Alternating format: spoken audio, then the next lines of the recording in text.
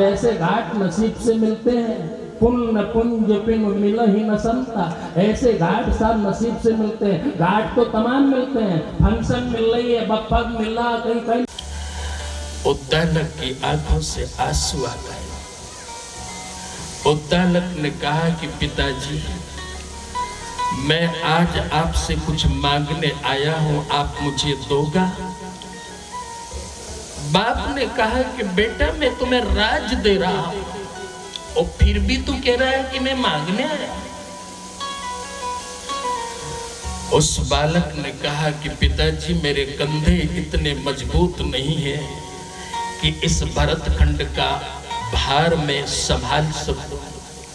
मैं एक नाजुक हूं, मैं कोमल हूं, इसलिए ये मुझे भार मत सौंपो।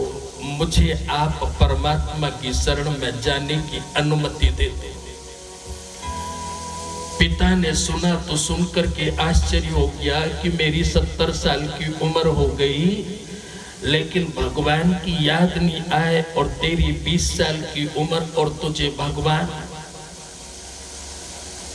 कोई पुण्य जन्म, पूर्व जन्म का पुण्य कर्मा होगा तो उसे भगवान में प्रीति हो गई, भगवान में प्रीति हो गई। उसने कहा पिताजी कई जन्मों से कितनी बार राजा बना हूं, कितनी बार मर करके देखा, कितनी बार जन्म करके देखा, लेकिन हर जन्म में पीड़ा ही पीड़ा मिली और कुछ नहीं मिला। इसलिए अब मुझे इस प्रपंच से मुझे मुक्त कर दो मेरे दाता। वाह, धन्य माता, धन्य पिता, धन्य वंश कुलोद भवा। वो माँ धन्य है कि जिस माँ ने बेटा तुझे जन्म दिया है। वो पिता धन्य है कि जिसका तू पुत्र है। बेटा बारंबार धन्य है कि इस धरा पर तुम्हारे जैसा महान तपस्वी परमात्मा का प्रकट हुआ, जो ईश्वर की यात्रा पर चलता। पिता राजगद्दी देता है और बेटा वनवास में जाकर के चलता है। हिमालय की एक गुफा में जाकर के बैठ गया, हिमालय की गुफा में जाके बैठ गया और वहां पर जाके गुरु का आदर किया और बैठ करके वहां पर आप लोग अगर ये भाव अगर सवेरे 5 मिनट 10 मिनट अगर करें बहुत लाभ मिलेगा। उस बालक ने गुफा में बैठ करके बड़े प्यारे शब्दों का चयन किया। उसने कहा कि ए मेरे मन, तू अपनी मनमानी कब तक करेगा? मेरे मनीराम, तू अब परमात्मा की यात्रा कर। आप भगवान से 5 मिनट ये चर्चा करो। ए मेरे मन, तो जाने कितनी कितनी कल्पना करता है, लेकिन पल भर का ठिकाना नहीं है। अभी ये शरीर तुम्हारा चल रहा, लेकिन ईश्वर का जिस दिन बुलावा आएगा तो थोड़ी देर में सब समाप्त हो जाएगा। इसलिए तू क्यों कल्पना में जी रहा? अपने परमात्मा तत्व को तू जान ले मेरे मन। ए मेरे मन, तेरी बात मैंने तू हर वक्त मानी। जैसा तूने कहा, जैसा मैं करता रहा। अब तू मेरी बात मान ले, अपने प्रीतम से प्यार कर, अपने परमात्मा से प्यार कर। ना जाने कितनी कितनी माँ के गर्भ में गया, उल्टा लटकता रहा और अंत में पछताना पड़ा। ना जाने कितनी कितनी बार तू मरा है। तेरे शरीर की राख इकट्ठी करी जाए तो फिर हिमालय बनता है। तो मौत से तू कितनी बार दुखी हुआ, अंत में तुझे क्या मिला? इसलिए ए मेरे प्यारे मन, अब तो अपने प्यारे परमात्मा की यात्रा कर ले, तेरा बेड़ा पार हो जाएगा। ए मेरे दाता, इतनी सी बात मान लो। आम रसी मीठो लगे छोड़ो सोती, सतगुरु माने राम से मिले लो।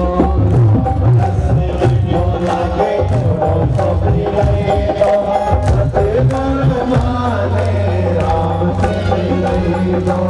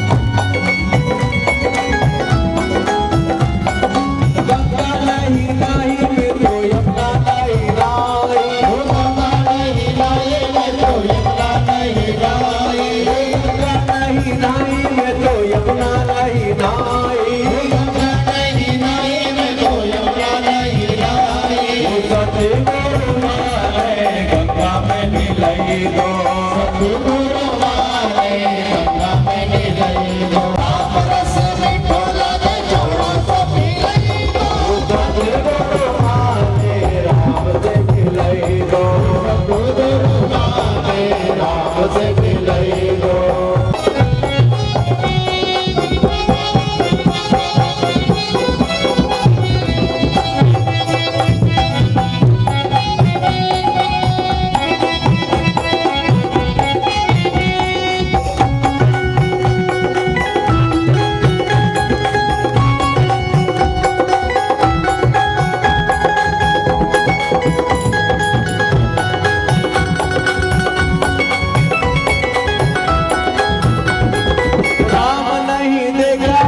लक्ष्मण नहीं देखा, राम नहीं देखा मैंने लक्ष्मण नहीं देखा, राम नहीं देखा मैंने लक्ष्मण नहीं देखा, राम नहीं देखा मैंने लक्ष्मण नहीं देखा।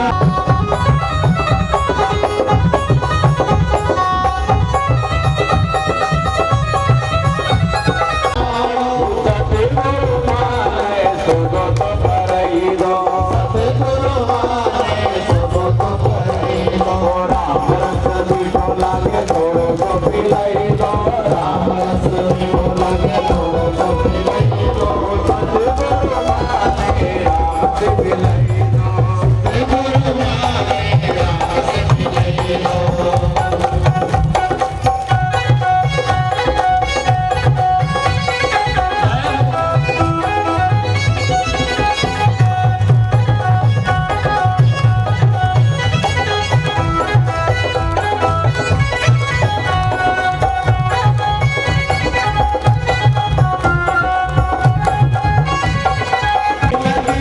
राम पुरानी राम पुरानी, सतगुरु मारे पार को लगाई दो, सतगुरु मारे पार को लगाई दो, राम रस मीठा लागे थोड़ो सा पिलाई दो, राम रस मीठा लागे थोड़ो सा पिलाई दो, सतगुरु मारे राम से मिलाई दो, सतगुरु मारे राम से मिलाई दो,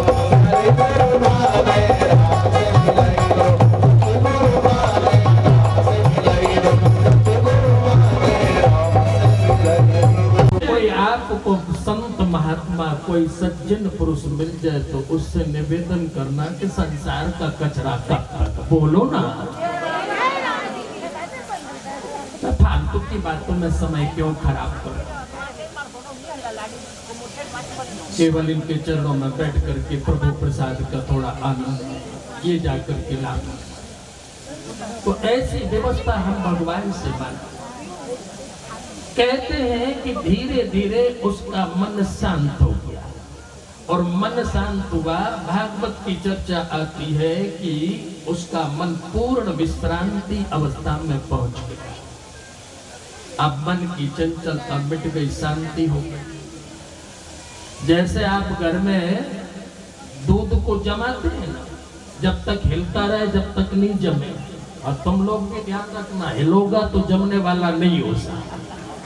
आज बात समझना, दूध का स्वभाव है कि वो शांत हो जाए दूध तो फिर जम जाता, और जमने के बाद में दही बन जाता, और दही बने तो उसका गुण अलग है, लेकिन वही बिलो लो तो फिर माखन बन जाए, और उसको तपा लो तो फिर घी बन जाए, तो फिर सबका पोषक आहार बन जाए।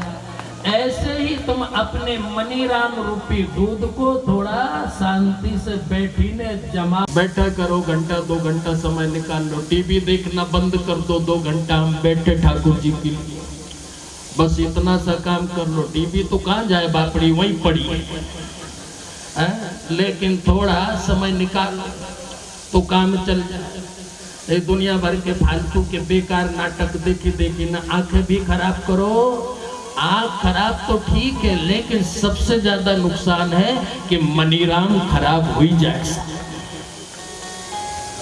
और जब मन खराब हो जाए तो ये धोए से नहीं धुले, फिर इके फिर उबालना पड़े नहीं, जब कपड़ा मेला हो जाए।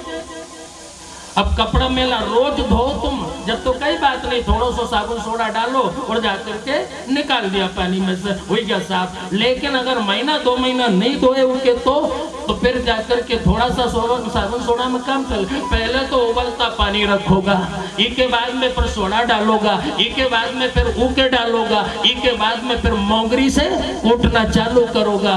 कहीं मालूम वो जिंदा भी रहे कि नहीं रहे, फट जाए वाकड़ो है और बेकार हो जाए। अब विचार करो कि ये कपड़ा मैलो हो जाए तो ऊके मोगरी पड़े, उबलता पानी में गिरना पड़े और वो कोई दूसरा नहीं करे, तुम सब करो।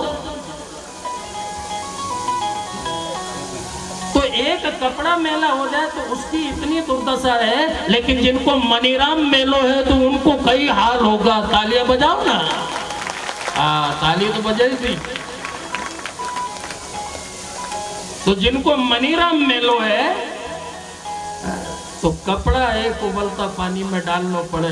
तो जिनको मन मेलो है साहब, उन्हें साहब 84 नरक साहब। भागवत में नरकों का वर्णन है, अजामिल की कथा के बाद में आ रहा।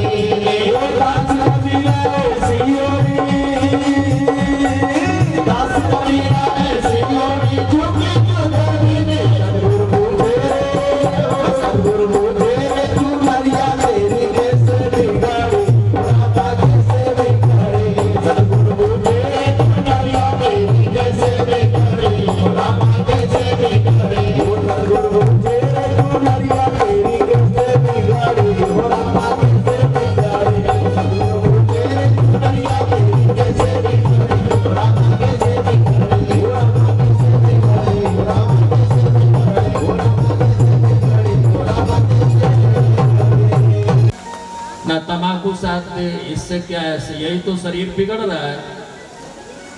भगवान से कम ये तो कह दो कि देखो मनी राम की तुम्हारे गारंटी नहीं, लेकिन तन की पूरी गारंटी है कि ये बिल्कुल पवित्र है, इसमें कोई संदेह नहीं। इसकी तो गारंटी दो, मन की न दे सको। और तुम्हारा बस में यो ही है, ये ध्यान रखो। मनीराम तो कोई बिरला लोगों को ठीक हो जाए तो हो जाए साहब, लेकिन तुम्हारे हाथ में है कि ये तन तुम्हारा ठीक हो जाए, ये कम से कम शुद्ध बना रहे। इतना तो तुम कर सकते, ये तुम कर लो और मन परमात्मा संभाल लेगा साहब, क्योंकि मन उसकी सत्ता से है, इसलिए वो संभाल लेगा। शरीर उसकी सत्ता से नहीं, शरीर तो तुम्हारी सत्ता से। इसको तो ठीक करो, इसको तो अच्छा रखो। जैसा कपड़ा पर तुम प्रेस करके कंप्लीट करके जानो ससुराल जाइए, तो फिर जवाई साहब के कहीं पूछ लो साहब है, और प्रेस बढ़िया और के बाद में पॉलिश बढ़िया, इसके बाद में सेंट वेंट करके जब जाकर के ससुराल जा रहे हैं तो कपड़ा कितना साफ रखे। ऐसे हमें भी परमात्मा के घर जाना है, और परमात्मा के घर जाना है तो फिर कम से कम ये तो साफ सुथरा रखो। ये में हम कभी तम्बाकू नहीं, बीड़ी नहीं, दारू नहीं, कभी कोई मांस मिट्टी नहीं, ये तो सही रख करके जाए। अब कई लोग विचार करेंगे ये तो यही जल जाए। अरे एक शरीर थोड़ी है तुम्हारा, 3 शरीर है, एक थोड़ी है 3 है। अगर यही अकेला होता है तो झंझट ही खत्म हो जाती है, क्योंकि यही हो जाता साथ। लेकिन ये आपके पास में 3 है, तो ये जो दिख रहा है ये तो जलेगा, लेकिन दूसरा साथ में जाएगा, और दूसरा साथ में जाएगा तो वही सुख दुख का भागीदार है। उसी को सुख भोगना पड़ेगा और उसी के दुख भोगना पड़ता है। समझ में, उन्हें 5 में कर लिया तो अपन 60 में कर लो, कम से कम इतनी तो व्यवस्था करो।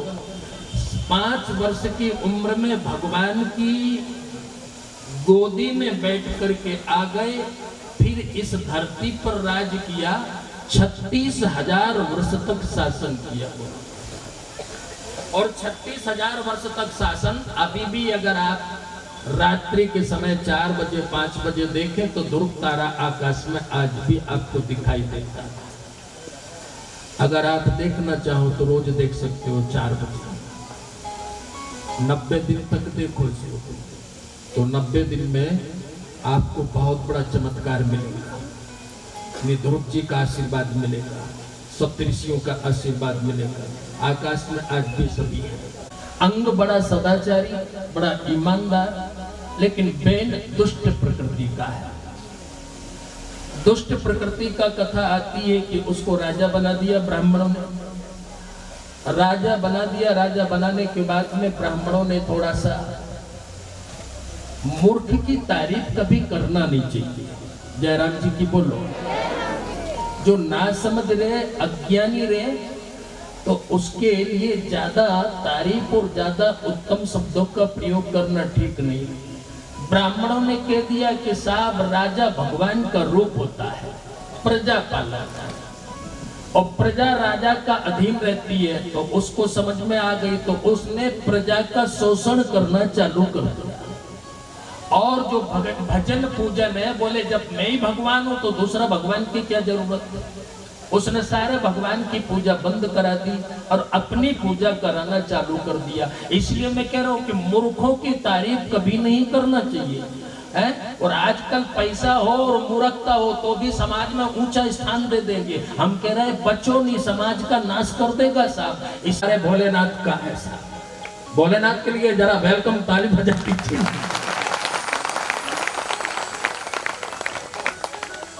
कितना जोरदार दरबार है दुनिया का, कहीं कोई धर्म नहीं ऐसा जैसा मेरे भोले का दरबार है।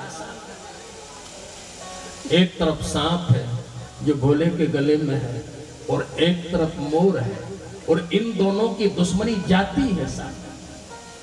अगर सांप को मोर दिखे तो साहब जिंदा नहीं छोड़े, लेकिन भोलेनाथ के यहाँ पर प्रीति अच्छी है, दोस्ती।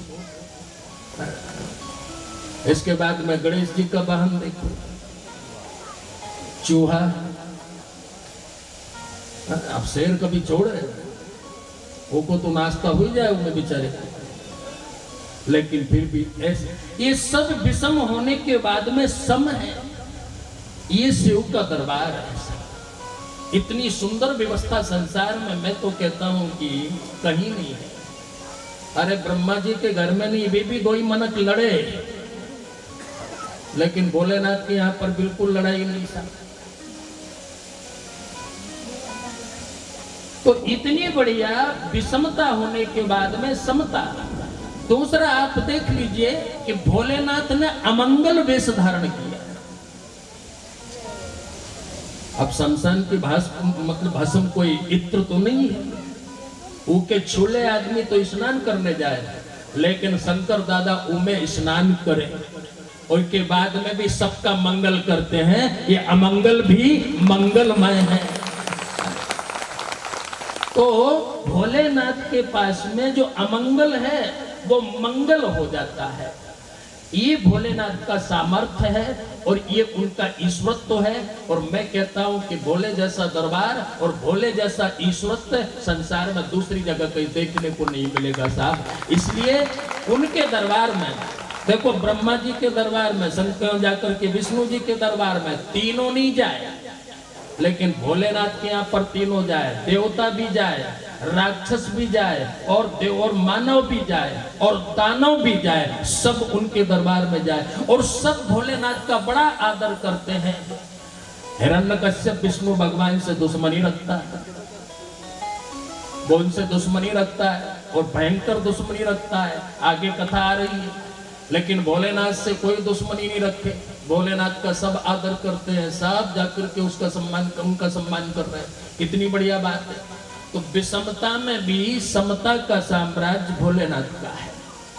श्री राम जय राम जय जय राम, श्री राम जय राम जय जय राम, श्री राम जय राम जय जय राम, श्री राम जय राम जय जय राम, श्री राम जय राम जय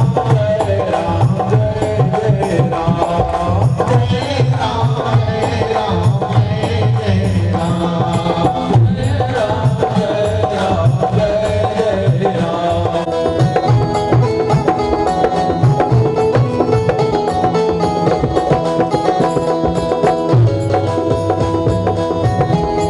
जय राम। श्री राम जय राम जय जय राम, श्री राम जय राम जय जय राम, श्री राम जय राम जय जय राम, श्री राम जय राम जय जय राम, जय राम जय राम जय जय राम, जय राम जय राम जय जय राम, जय राम जय राम। सोच ही विषम है, उसी से हम परेशान होते हैं, इसलिए उसको ठीक कर लेना चाहिए। तो भगवान शंकर का चरित्र पावन है। इसके बाद में बैन के चरित्र की चर्चा। बैन को देखा कि ये बिल्कुल ही विपरीत जा रहा, तो उसको देवताओं ने यानी ब्राह्मणों ने मार दिया। विद्याएं, मारण विद्या ब्राह्मणों के पास में होती है, जैसी दया करुणा वाली विद्याएं हैं, ऐसी मारण विद्याएं, उच्चाटन विद्या, मोहन विद्या, ऐसी मारण विद्या भी होती है। और वो विद्या जिनके पास में है तो वे अपना प्रभाव बताते रहते हैं। पहले के ऋषि मुनियों के पास में रहती थी ये विद्या, लेकिन डराते किसी के नहीं थे। आजकल अगर किसी के पास में ये विद्या है तो वो डराता बहुत जाता है। एक अभी हमारे एमपी में एक बालक के पास में वशीकरण विद्या होती है, जो बोले वो हो जाए, ऐसी विद्या हो गई। अब विद्या तो ये आ गई, लेकिन ज्ञान नहीं था उसमें कि अपनी विद्या का प्रयोग कहां करें। तो एक दिन क्या हुआ, पड़ोसी से झगड़ा हो गया। अब वो के खेत में पानी था, ट्यूबवेल लगा था, तो उसने गुस्सा में कह दिया कि जा तेरा ट्यूबवेल सूख जाएगा। तो साहब ट्यूबवेल सूख गया, क्योंकि उसके पास में वाणी कंट्रोल करने का सामर्थ्य था, वो विद्या थी। तो ये हो गई सबसे। बेचारा किसान दुखी हो गया। उसने कहा कि यार गाली दे लेते, दूसरी बात कर लेते, लेकिन हमारा ट्यूबवेल क्यों सिखाया। बाद में वो तमाम प्रयास करता रहा। इसलिए महापुरुषों के पास में वाणी तो रहती है, लेकिन वो दुरुपयोग नहीं करते। ऐसे कई मूर्ख लोग रहते हैं कि विद्या आ जाए तो वो सोचते हैं कि अब हम ही बादशाह हो गए, तो डराते रहते किसी न किसी को, किसी न किसी। मैं तो कह रहा हूं कि आपके पास में अगर विद्या है तो वो पड़ोसी के भी मालूम नहीं होना चाहिए, उसका दुरुपयोग कभी नहीं होना चाहिए। सदुपयोग करो। आपके द्वारा अगर किसी का भला होता है, किसी का अगर कल्याण होता है तो जरूर करो, लेकिन किसी को तकलीफ मत दो, नहीं तो उसका परिणाम बाद में बुरा होता है। ब्राह्मणों ने सही उपयोग किया कि ये दुष्ट है, दुष्ट को मारना उचित। मार तो दिया, उसके शरीर का मंथन हुआ तो एक काला वर्ण नाटक वही भील बने, किरात बने। बाद में फिर मंथन किया तो एक जोड़ा उत्पन्न हुआ, तो यहाँ पर लक्ष्मी के रूप में साक्षात अर्ची रानी और यहाँ पर पुरुष रूप में साक्षात महाराज पृथु। देखो मैंने शायद यहाँ बोला होगा, नहीं बोला होगा तो मैं सुना देता हूँ कि आप सत्कर्म भी करते हो तो भी देवता विघ्न करते हैं। दूसरा लोग करे वो करे, लेकिन देवता भी विघ्न करते हैं। और जब देवता विघ्न करते हैं तो उसका कारण दूसरा है, वो तुम्हें परेशान करना नहीं, आपका कल्याण करना ही है उनका, इसलिए वो विघ्न करते हैं। अब देवता विघ्न करते हैं किसी भी रूप में आ जाए। अब मान लो तुम कथा सुनने के लिए जा रहे हैं और बीच में कोई तुम्हारा दोस्त आ गया, बोले नहीं नहीं तुम्हारे यहाँ चलना पड़ेगा, तो समझ लेना कि ये विघ्न सबसे बड़ा है। अब ये विघ्न है तो अच्छा काम करने के लिए जा रहे थे लेकिन नहीं आने दे रहा, ये काम करने के लिए चलो, तो जो जो आ जाए सत्कर्म में बीच में तो समझ लेना कि ये विघ्न है। वो भले अब मैं कहीं बताऊं, आगे तुम समझदार आ जाए तो वो देवता के रूप में तो है, ये सब नहीं करवा देगा काम। इसलिए सत्कर्म जब करना है ना, कथा सुनना है तो मुहूर्त मत पूछो है, और जाकर के पूरी हिम्मत करो और जाकर के कर डालो, कथा तो ठीक रहा है, सत्संग कर डालो, भजन कर डालो, सुमरन कर डालो, सज्जन पुरुषों का संग कर लो है। तो ये क्या करते, विघ्न कटते हैं। तो राजा पृथु तो 99 यज्ञ कर चुके, 100वें में विघ्न कर दिया। अश्वमेध यज्ञ था, उनके यज्ञ का घोड़ा चुरा करके ले गए। इंद्र ने घोड़ा चुराया। महाराज पृथु को गुस्सा आ गया, गुस्सा आ गया, इतना गुस्सा आया कि उन्होंने यज्ञ छोड़ दिया, आचार्य छोड़ दिया, धनुष बाण उठाया और इंद्र को मारने के लिए चल पड़े। अब इंद्र को मारने के लिए चल पड़े तो कथा आती है कि आचार्य बैठा रह गया, यज्ञ मतलब रह गया, लेकिन वे मारने चले। समझा रहे आचार्य कि महाराज थोड़ो रुको, स्यात् क्रोधेन ज्ञान नाशनम, यानी क्रोध करने से ज्ञान का नाश होता है, इसलिए महाराज थोड़ा रुको। क्रोधादि भवति सम्मोह, सम्मोहाति स्मृति विभ्रमा, भ्रंशाद बुद्धि नाशो, बुद्धि नाशात प्रणयश्यति। इसलिए महाराज क्रोध करना अच्छी बात नहीं, लेकिन क्रोध रूपी चांडाल एक बार आ जाए तो फिर रुकने को नाम नहीं लेते, इसलिए इस पर कंट्रोल करना चाहिए। लेकिन महाराज पृथु का इतने यज्ञ करने के बाद में कंट्रोल नहीं हुआ, सा नहीं हुआ, इंद्र को मारने के लिए चल पड़े। तो कथा कहती है कि देवराज इंद्र भी आ गए और यज्ञ नारायण भी भगवान सामने प्रकट हो गए। प्रकट हो गए तो इंद्र ने जाके उनको मार्गदर्शन दिया कि राजन 99 यज्ञ कर दिए, लेकिन तुम्हारा गुस्सा भी खत्म नहीं हुआ, तो कितना यज्ञ करो। सत्कर्म का फल होना चाहिए, सात्विकता आ जाए, सत्कर्म का फल होना चाहिए, परमात्मा मिल जाए, सत्कर्म का फल होना चाहिए, ज्ञान मिल जाए, ट्रैक्टर मिल जाए, मकान मिल जाए, सत्कर्म का फल नहीं है। भगवान मिल जाए, ये सत्कर्म का फल है। तो राजन, आपका सत्कर्म का फल कितना विचित्र है कि आपको तो क्रोध ही मिला है। इसलिए इस क्रोध को नाश करो। बोले गुरुदेव क्या करूं? बोले सत्संग करो। अब ये छोड़ दो। यज्ञ संपन्न मैं आ गया हूं तो मेरे आने से यज्ञ संपन्न हो गया। अब यज्ञ नारायण साक्षात आ गए तो फिर कौन सी अब आहुति की जरूरत है? आप छोड़ दो। अब आप सत्कर्म जाओ, जाओ सदगुरु की शरण में जाओ। तो सदगुरु का शरण वहां पर सनत कुमार जी आ गए और सनत कुमार के चरणों में जाकर के वो बैठ गए और सनत कुमार से उन्होंने निवेदन कर लिया कि गुरुदेव मुझे सत्संग सुनाइए, मुझे जाकर के ऐसा ज्ञान दो कि मेरी आत्मा संतुष्ट हो जाए, मेरा मन परमात्मामय हो जाए, ऐसी कृपा कर दो साहब। मारे खटक रहो दिन रात, काटो सत्संग को। मारे खटक रहो दिन रात, काटो सत्संग को। मारे खटक रहो दिन रात, काटो सत्संग को।